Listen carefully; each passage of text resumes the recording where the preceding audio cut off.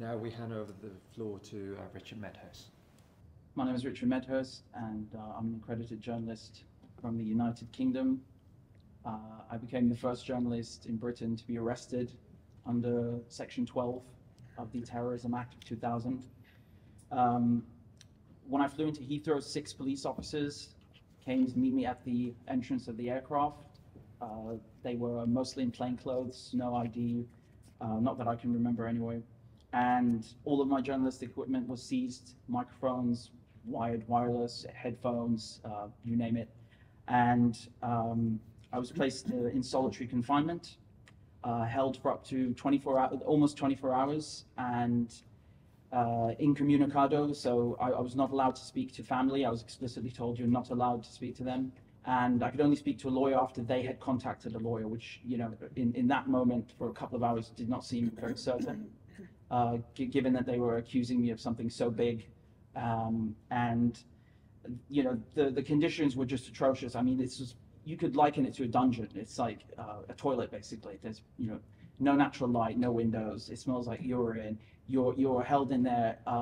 You know, it's very dehumanizing as an experience. And I think that was kind of the purpose of it, especially to kind of, you know, rattle journalists and then know that other journalists are going to be listening to that and you know, might prefer to stay silent about what's happening.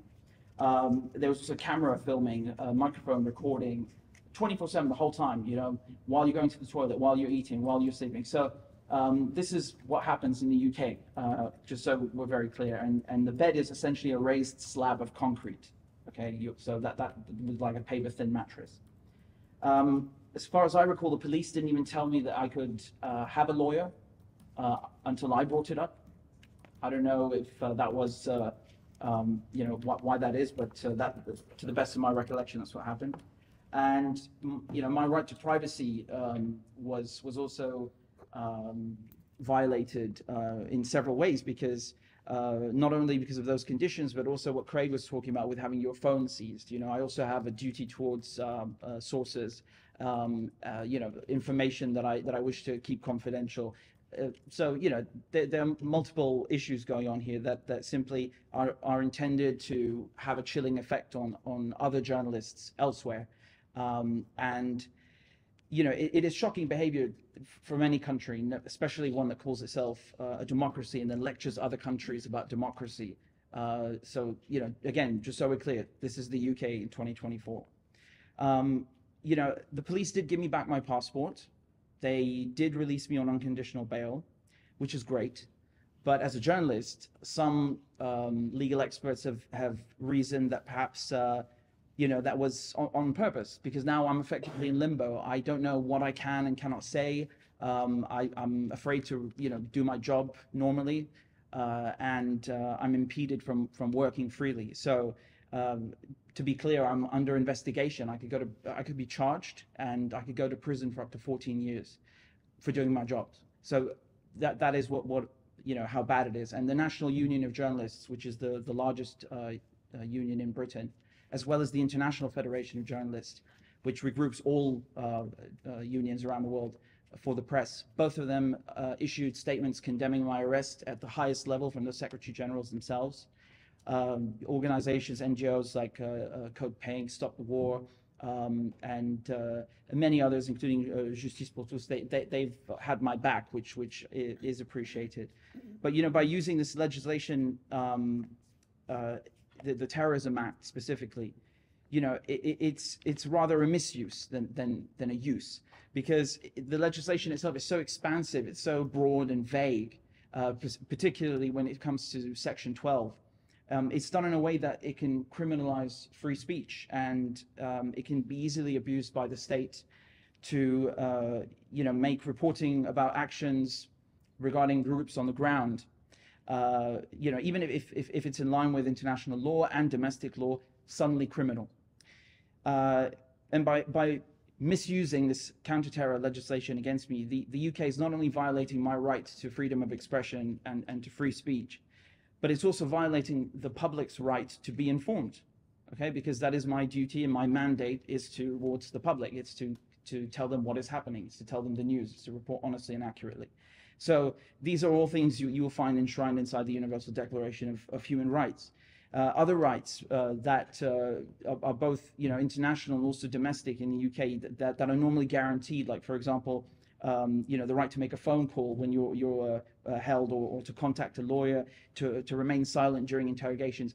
Not specific to me, but in general, these things can also be just randomly waived. I even asked one of the police officers, like, you're telling me I have the right to tell someone, and then when I want to, you say I can't. What kind of a right is it? And they said, well, it's not absolute, it can be waived.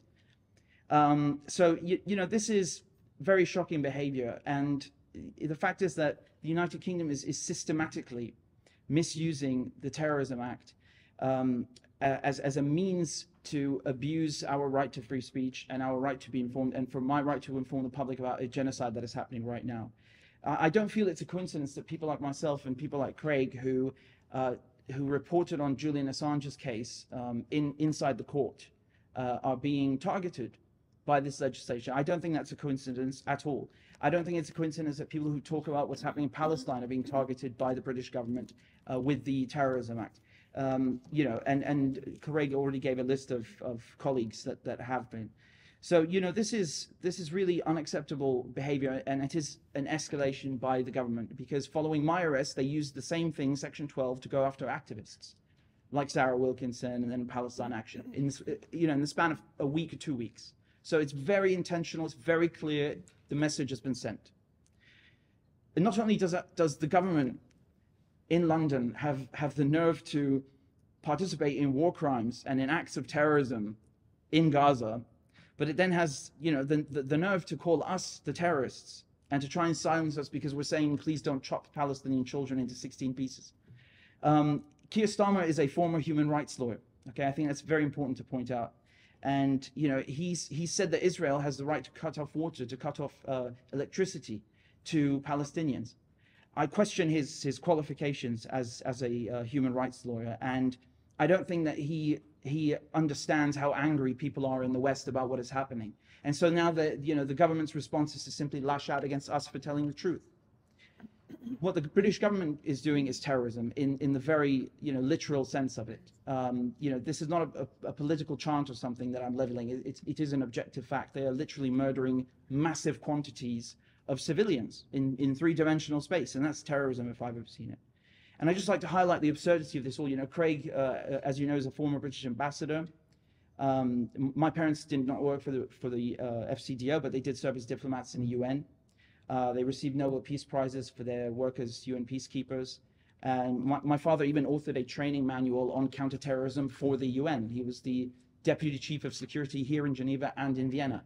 So, if we are being arrested as so-called terrorists, how many do you think have come through London Heathrow or other ports in Britain and been also arrested or detained as so-called terrorists, but simply did not have the platforms or the opportunities afforded to them in order to address the public and inform them? So let me just finish by asking the British government a question. Is this what you want to be known for around the world? Is this what you want your legacy to be? How many more of us are you going to arrest? And how many more Palestinians are you going to murder?